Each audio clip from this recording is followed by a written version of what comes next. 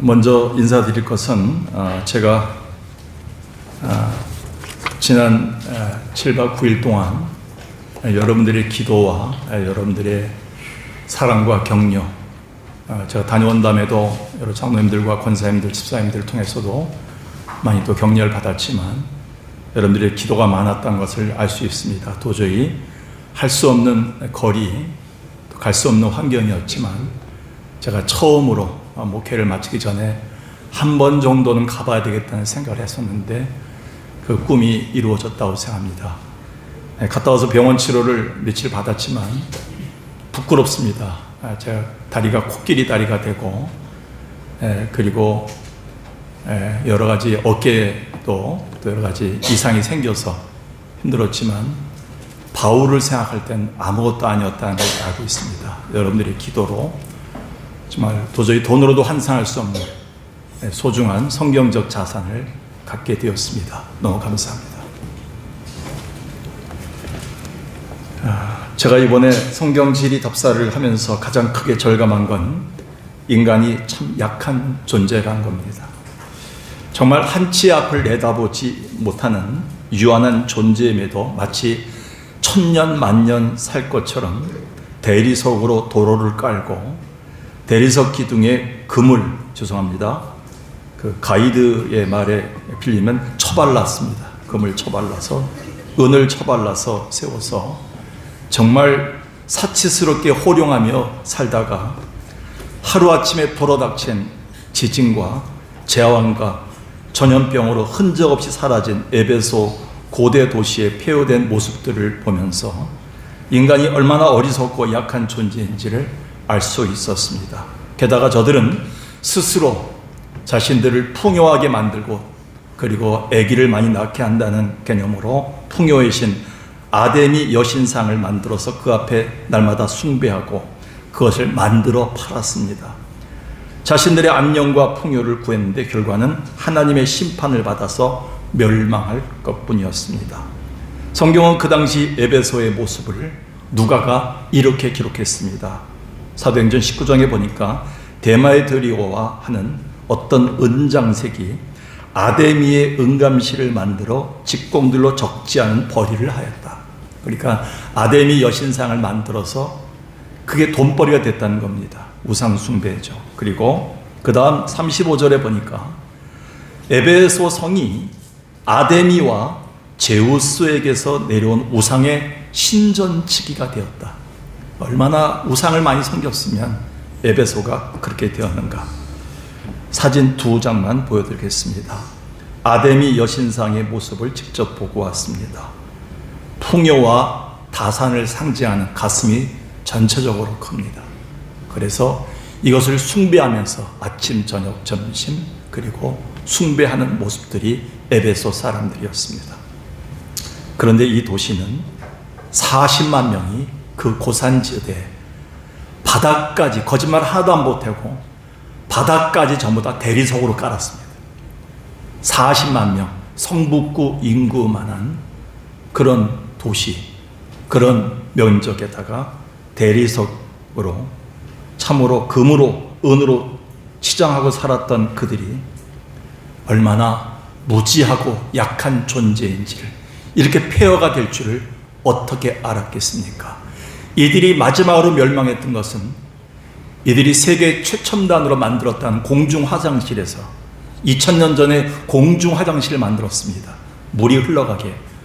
그런데 결국은 그 인분이 내려가서 쌓여서 더 이상 갈 곳이 없어서 도시에 전염병이 창궐해서 다 죽었습니다. 인간의 무지는 얼마나, 인간의 약함은 얼마나 큰지 모르겠습니다. 이러한 인간의 약함과 무지를, 그러나 상대적으로 너무 똑똑함을 드러내면서 자기가 잘났다고 주장하고 있는 고린도 교회를 향해서 바울은 이렇게 썼습니다.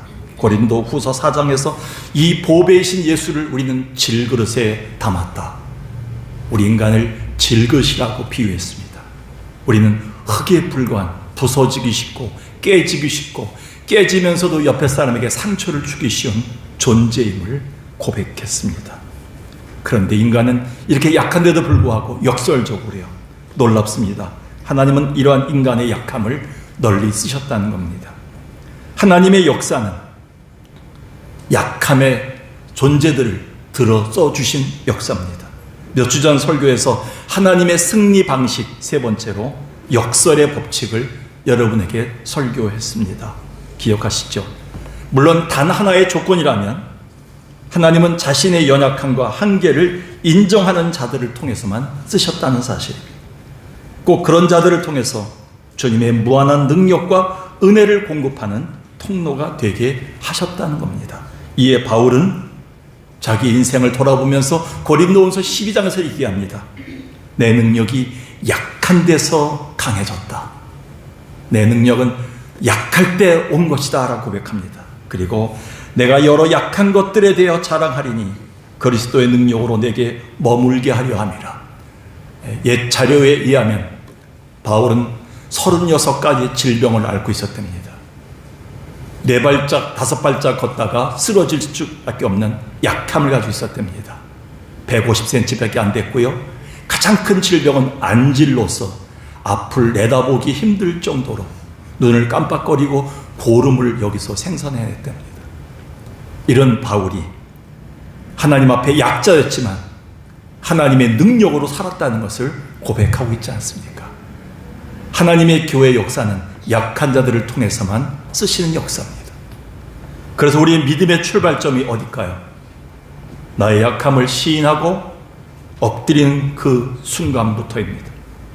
곧 그 순간에 하나님을 찾고 주의 은혜를 사모하면 하나님은 우리의 약함을 통해서 그 능력을 행사하기 시작합니다. 이거는 주님의 분명한 약속이며 누구보다도 이 은혜를 깊이 체험한 사람은 바로 앞서 언급한 사도 바울일 겁니다. 이에 바울은 당시 가장 교만하고 가장 포악했던 황제 밑에서 벌벌 떨고 있었던 가장 위약했던 1세기 로마 교인들을 향해서 이렇게 소망 섞인 이야기를 쓰고 있습니다. 그게 로마서 8장 26절입니다. 하나님은 우리의 뭘 돕는다고요? 가장 연약함을 도우시는 분이시다. 할렐루야. 하나님 우리의 강함을 돕지 않습니다. 강한 자는 쓰지 않습니다. 센 자는 돕지 않습니다. 하나님께서는 우리의 가장 약할 때 우리를 쓰시는 분이시다. 하나님은 약한 자들을 도우시는 분이시다. 이게 얼마나 1세기 로마 교인들에게 힘이 되고 능력이 되고 저들에게 소망이 됐을까요? 곧 우리의 약함이 오히려 하나님의 위대한 능력을 행하는 통로가 됐다는 사실을 우리는 기억해야 됩니다. 그렇다면 우리의 약함이 주님의 능력의 통로가 된다는 건 구체적으로 어떤 의미인가요? 첫 번째 한번 읽어볼까요? 시작. 우리의 약함은 기도의 능력을 불러옵니다. 아무리 기도하려도 기도 안 합니다. 너무 기도 안 해요. 재직임에도 목회자임에도 우리는 너무 기도 안 해요. 그런데 기도의 불을 토해내는 자들이 있어요. 약해졌을 때, 사방이 막혔을 때. 바울은 아무것도 할 수 없었던 지하 감옥에 갇혔어요. 불이 있었겠습니까? 2000년 전에 막막했어요. 언제 죽을지 몰라요. 거기서 써냈던 성경이 에베소서, 빌립보서, 골로새서예요.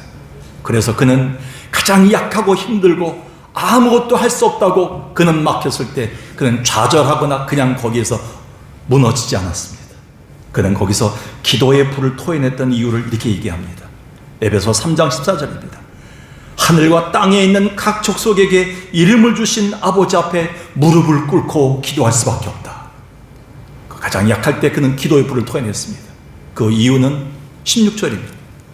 성령으로 말미암아 너희 속사람을 나를 능력으로 강건하게 하실 분이 계시다.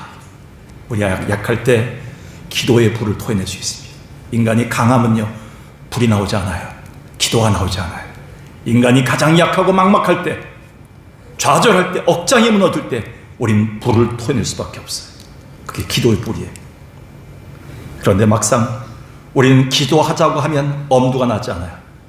차일피일 미뤄요. 아마 우리가 내일부터 다이어트 하겠다, 오늘 이것만 먹고 다이어트 하겠다, 다음 달부터 나는 살을 반드시 빼겠다, 그거 똑같아요. 우리는 내일부터 기도해야 되겠다, 내일부터 새벽기도 나가서 열심히 기도해야지, 자녀들을 위해서. 근데 우리는 그 결단과 결심을 수천 번 하고 이 나이까지 왔어요. 근데 며칠이면 다 사라집니다. 그게 왜 그럴까요? 우리가 약하기 때문에 그래요. 그리고 기도하라고 해도 뭘 기도해야 될지 몰라요. 한 1, 2번 주여 주여 하다가 그는 거기서 무너져요. 내가 뭘 기도해야 되지? 우리는 기도해야 될 내용조차 몰라요. 우리는 약하기 때문에 그래요. 그런데 이런 약함을 모두 끌어안고 엎드릴 때 주님은 능력으로 우리의 기도를 돕겠다고 꼭 집어서 말씀하십니다. 너희 기도를 도우실 것이다. 친히 간구하실 것이다. 특히 26절에서 너희가 마땅히 빌 바를 알지 못하나 친히 간구하실 분이 계시다. 그분은 성령이시다. 그래서 오늘 성경에서 우리가 구할 기도 제목까지도 세세히 가르쳐 주시는 분, 우리는 너무 이기적이어서 하나님이 기뻐하시지 않는 기도, 무엇을 먹을까, 무엇을 입을까, 무엇을 마실까에 집중하고 기도해요. 하나님 별로 기뻐하지 않아요. 근데 하나님은 하나님이 기뻐하시는 기도를 할 수 있도록 우리를 도우신다고 약속한 거예요. 우리가 약할 때 하나님은 기도를 통해 돕는다고 약속하십니다. 예수님의 경우를 보겠습니다. 예수님은 너무 암담했어요. 미래가 없었어요. 죽으러 가는 거예요. 모든 것이 무너졌어요. 자기의 12명의 제자들도 자기를 배신할 것을 예언했어요. 가장 약한 부분을 보이셨던 예수님은 모든 걸 끌어안고 겟세마네 산으로 올라가셨어요. 거기서 자기의 약함을 하나님 앞에 그대로 내려놨어요. 하나님, 저의 약함을 어떻게 하겠습니까? 내가 죽게 되었습니다. 그때 어떻게 이루어지게 되었습니까? 누가복음 22장 43절에 보니까 하나님이 천사를 보내셔서 도우셨습니다. 할렐루야. 하나님 우리가 약할 때 도우신 분이십니다. 천군 천사를 도우셔서 보내셔서 도우신 분이세요. 이게 하나님의 역사예요. 우리는 기도 못합니다. 난 기도할 내용이 없어요. 기도를 어떻게 해요? 라고 그래도 엎드릴 때 하나님은 천군 천사들을 통해서 어떻게 도우셨어요? 예수님이 어떻게 기도했어요? 천사들이 도우니까 힘쓰고 애쓰고 더욱 뭐예요? 간절히 기도했어요.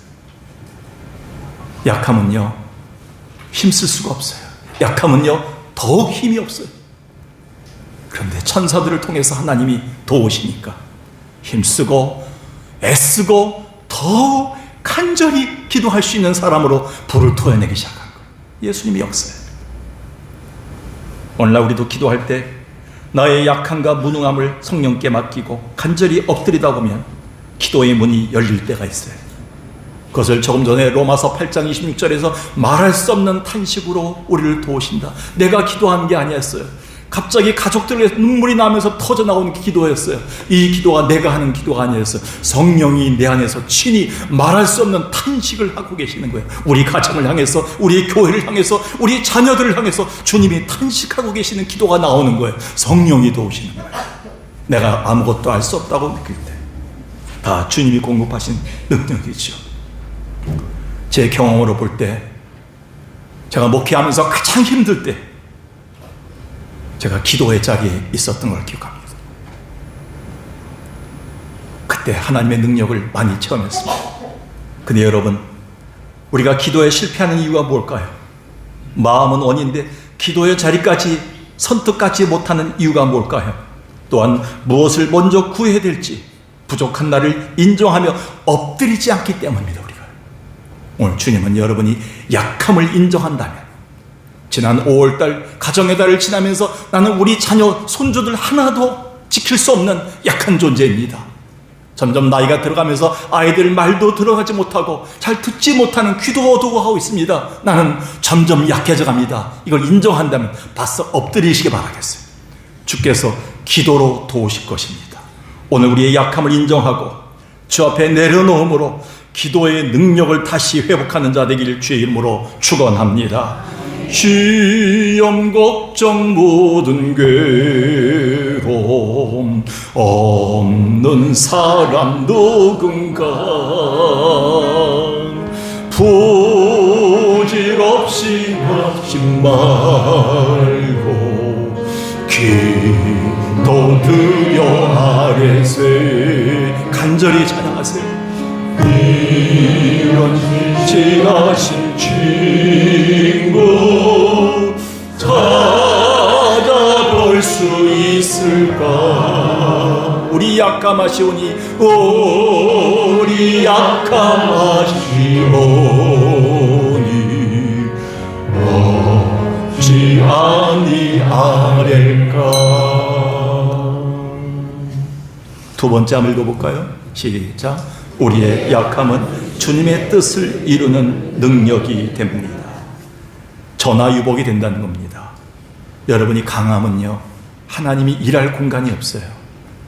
여러분이 너무 완벽하면요, 하나님이 들어설 공간이 없어요. 천군 천사가 역사할 수 있는 환경이 되지가 않아요. 우리 인생길은 탄탄대로가 아닙니다.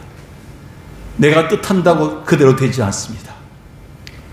우리는 아직 죄성을 가졌기에 주님의 뜻을 따른다 하면서도 여전히 고집부리를 피우다가 실패의 길로 향할 때가 더 많습니다. 그래서 우리가 하나님을 믿으면서도 여전히 내가 가는 길에는 갈등과 분쟁과 단절과 미움과 상처와 낭패와 불신이 얼마나 많은지요. 하나님을 잘 믿는다 하면서도 내 뜻대로 되지 않고 내 생각대로 되지 않고 왜 그렇게 불신과 낙심과 분쟁과 미움과 상처와 낭패들이 더 많은지요. 우리의 믿음의 대선배 바울도 이런 갈등 앞에서 여러 번 무너졌습니다. 그는 이렇게 고백합니다. 그는 자의 약함을 솔직히 고백합니다. 자는 가면을 쓰지 않았습니다. 로마서 7장에 보니까 내 속사람은 하나님의 법을 즐거워하며 하나님 뜻대로 살고자 하는데 자꾸 내 마음속에 다른 법, 마귀가 지배하는 법이 나를 자꾸 죄 아래로 밀어넣는구나. 오늘도 열심히 살아보려고, 오늘도 이렇게 살아보려고 주 앞에 결단했지만 또 예배 끝나고 집에 가면 또 나는 죄악 가운데 사는구나. 이 두 법 가운데서 바울은 절규했습니다. 주님, 내가 어떻게 살아야 될까요? 그는 바싹 엎드렸습니다. 이런 약함을 인정하고 엎드렸던 바울에게 하나님은 이러한 복을 주셨어요. 로마서 8장 28절 한번 읽어볼까요? 시작. 우리가 알거니와 하나님을 사랑하는 곧 그의 뜻대로 부르심을 입은 자들에게는 모든 것이 합력하여 선을 이루느니라. 아멘. 오히려 자식이 무너짐이, 오히려 남편이 한 번 병원에서 무너짐이, 오히려 내가 암 선고를 받은 것이 하나님의 뜻을 이루는 기회가 될 수 있음을 주님은 분명히 우리에게 말씀해 주었다는 거예요. 그래서요, 바울은 약한 자 중에 약한 자였던 우리의 삶에 하나님의 뜻을 이루는 통로가 될 수 있음을 우리에게 자신 있게 선포하고 있는 거예요. 여러분, 약한 자 중에 약한 자가 누굽니까? 다윗이었습니다. 그는 주님의 거룩한 뜻, 그리고 구원의 길인 예수 그리스도의 예표를 이루는 통로로 사용된 인물입니다. 만약에 다윗이 끝까지 고집부렸던 인물, 너무 셌던 인물, 교만한 자였다면 절대로 주님이 다윗을 통해서 주의 뜻을 이루는 일은 없었을 겁니다.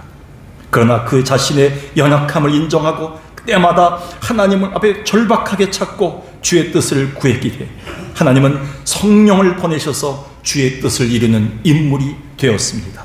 여러분, 닉 부이치치란 사람을 아시지요? 닉 부이치치는 1982년 사지가 없는 불행한 몸으로 태어났습니다. 이게 사람의 모습입니까? 다만 왼쪽 작은 발에 발가락 2개가 달려 있었습니다. 그의 부모는 그래도 일반 학교에 보내서 똑같이 키우려고 했지만 그는 자라면서 자살을 여러 번 시도했습니다. 근데 그때마다 하나님은 그를 붙드셨습니다. 일으키셨습니다. 결국 그는 2개의 발가락으로 수영과 골프와 야구에 능한 운동선수가 되게 하셨습니다. 또한 베스트셀러 작가가 되게 하셨고 지금은 전 세계를 누비며 하나님의 복음과 믿음을 전하는 전도자로 쓰임을 받게 되었습니다. 물론 그의 삶은 처음엔 불행하고 암담했습니다. 그러나 끝까지 하나님을 포기하지 않았고요. 자기를 향하신 주님의 뜻을 이루어지길 바라며 날마다 자기의 약함을 엎드렸습니다. 사지가 없는 몸으로 댕굴댕굴 구르면서 그는 기도했다고 합니다. 그의 약함을 주님께 맡겼을 때 하나님은 그에게 성령을 보내셔서 누구도 이루지 못한 일을 하셨고 모든 것이 합력하여 선을 이룬 주의 뜻을 이루는 사람이 되었습니다. 명심하십시오. 지금도 우리는 너무 강합니다. 너무 완벽합니다. 누구든지 우리의 뜻을 꺾지 못합니다. 그러면 주의 뜻을 이루는 기적은 더 이상 나타나지 않을 겁니다. 그러나 지금 나에겐 이런 상황을 헤쳐나갈 힘도 없습니다. 선을 행할 능력이 더 이상 없습니다. 우리 가정을 부양할 만한 능력이 이젠 더 이상 없습니다. 우리가 엎드린다면 반드시 성령을 보내셔서 주의 뜻을 이루는 여러분의 삶을 만들어 주실 것입니다. 오늘 여러분은 약하나 우리 하나님은 능력자이기 때문에 그렇습니다. 예수 사랑하심은 성령에서 배웠네. 우리는 약하나 예수 권세한 거라. 날 사랑하신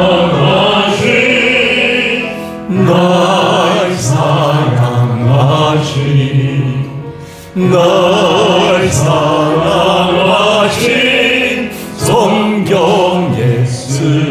3절까지만 부르겠습니다.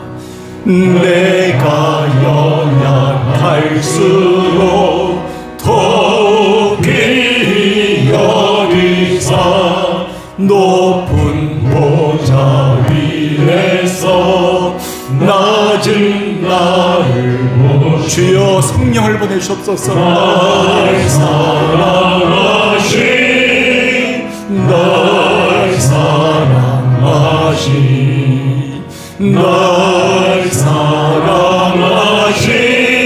성경에 쓰던데.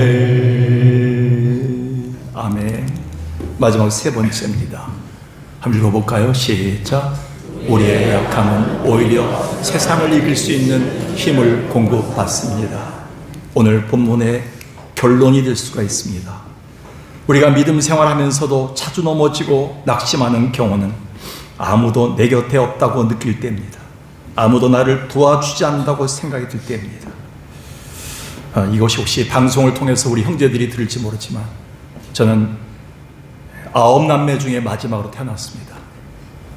저희 어머니는 41살이 돼서 저를 낳았습니다. 제가 막내로 자랐지만 사실은 저희 아내 표현대로 보면 받은 게 없습니다. 다 형들에게 누님한테 다 가고 마지막으로 제가 받은 건 질병이었습니다. 그리고 약함이었습니다. 목회하면서 그걸 많이 느끼고 살았습니다. 가장 힘들 때 형제들이 나를 도와주지 않는다고 느낄 때입니다.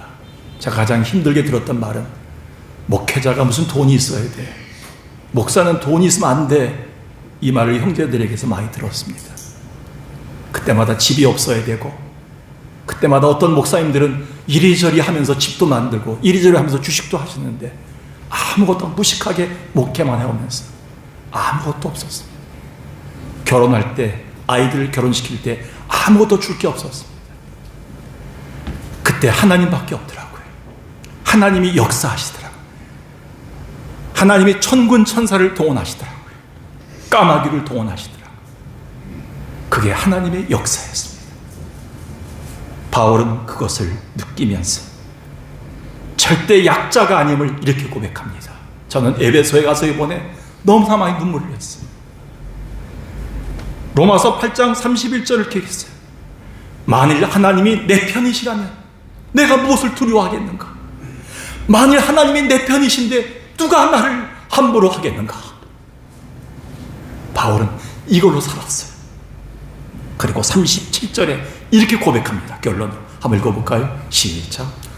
그러나 이 모든 일에 우리를 사랑하시는 이로 말미암아 우리가 넉넉히 이기느니라. 아멘.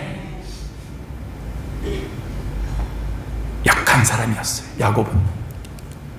베드로도 약한 사람이었어요. 빌립도 약한 사람이었어요. 덩그러니 무덤이 하나 남아있어요. 아무도 알아주지 못한 무덤만 남아있어요. 목에 잘려 죽었어요. 십자가에, T자형 십자가에 거꾸로 매달려 죽었어요. 사도들이 아무것도 가진 게 없었어요. 그런데 하나님은 그들을 세상에서 가장 강한 자, 로마가 가장 두려워하는 자들로 저들을 벌벌 떨게 했어요. 여러분 약한 자가 아니에요. 나를 가장 사랑하신 이 예수가 계시다면 강한 자가 될 줄로 믿습니다. 그래서 다윗은 자기 아들이 자기를 배신하고 1000명의 군사들을 데리고 자기를 죽이려고 혈안했을 때 가장 약할 때 토굴 속에 들어가서 하나님 앞에 기도했어요. 그리고 이렇게 고백합니다. 시편 3편에서 내가 나의 목소리로 여호와께 부르짖으니 그는 기도밖에 할 게 없었어요. 그때 깨고 일어났는데 하나님이 자기를 붙드시는 것을 경험하게 됩니다. 자기를 붙들고 계신 거예요. 세상에서 가장 크신 분이 자기를 붙들고 계신 거예요. 그리고 8절에 가서 한번 읽어볼까요? 시작. 구원은 여호와께 있사오니 주의 복을 주의 백성에게 내리소서. 나를 구원할 사람은 하나님밖에 없다는 걸 깨닫게 돼요. 다윗은 약한 자가 아니었어요. 그래서 로마서 8장 35절 39절에 바울은 계속해서 이렇게 얘기합니다. 누가 그리스도의 사랑에서 나를 끊으리요? 아무 피조물이라도 환난이 와도 위험이 와도 공고가 와도 가난이 와도 아픔이 와도 상처가 와도 나는 하나님의 사랑에서 나를 끊을 자가 없느니라. 이게 얼마나 큰 고백입니까? 이번에 소아시아 지역을 답사하면서 가장 크게 느낀 것은 바울이 결코 약한 자가 아니었다는 거예요.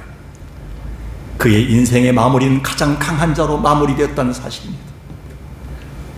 그가 복음 전도와 교회를 세우기 위해서 수리아 안디옥에서 버가와 바보와 아달리아와 비시디아와 안디옥과 더베와 이고니온과 루스드라 등을 거쳐왔습니다. 제가 거기를 거쳐왔습니다.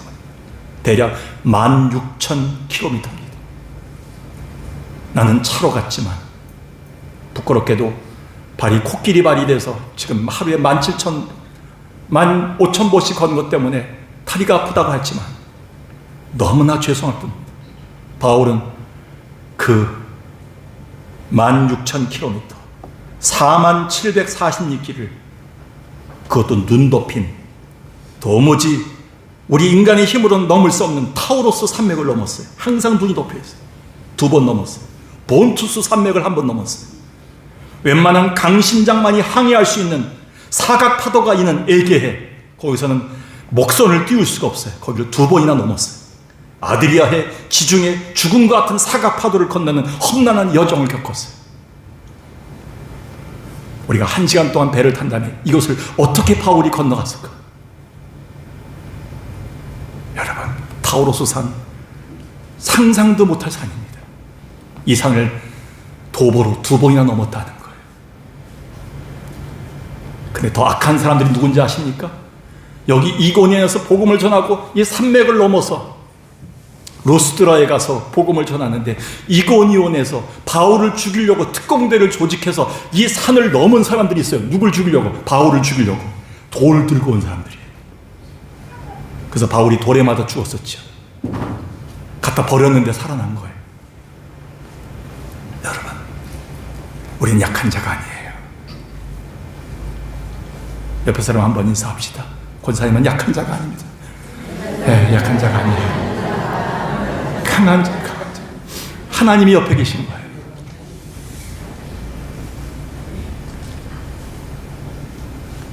오늘 약한 자의 약함을 인정하고 주 앞에 내려놓음으로 세상을 이길 힘을 공급받는 여러분 되기를 주의 이름으로 축원합니다. 말씀을 정리합니다. 역설적이지만 먼저 우리의 약함과 무지함을 인정하며 한 주를 시작하십시오. 오늘 우리가 할 일은 권사님과 집사님한테 인사하고 식사를 받고 회비를 내는 것보다 더 급한 게 있습니다. 오늘 우리는 나의 약함과 무지함을 인정하며 한 주를 시작하십시오. 그러면 우린 약한 자를 통해 일하시는 하나님의 놀라운 힘을 친히 경험하게 될 것입니다. 우리 약함이 주님의 능력의 통로가 된다는 건 여러분 3가지 의미가 있습니다. 우리 약함은 기도의 능력을 불러옵니다. 우리의 약함은 주님의 뜻을 이루는 통로가 됩니다. 우리의 약함은 오히려 세상을 이길 수 있는 힘을 공급받게 됩니다. 오늘 우리의 약함이 세상을 이길 수 있는 큰 자가 되는 복된 시간이 되길 주의 이름으로 간절히 축원합니다. 같이 주의 종이 기도하겠습니다. 여러분 기도를 받으십시오. 내가 약하다고 생각하시는 분들만 따라하십시오. 하나님, 저는 약합니다. 저는 무능합니다. 제가 겪고 있는 병을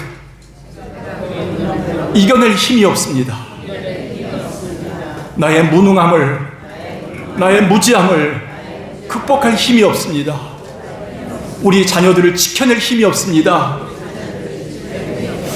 내일도, 내일 모레도 한치 앞을 내다볼 수 없습니다. 오직 주님께만 맡기고 합니다. 내 몸을 맡아 주옵소서. 우리 가족들을 맡아 주옵소서. 내 자녀를 맡아 주옵소서. 예수님의 이름으로 기도합니다. 아멘.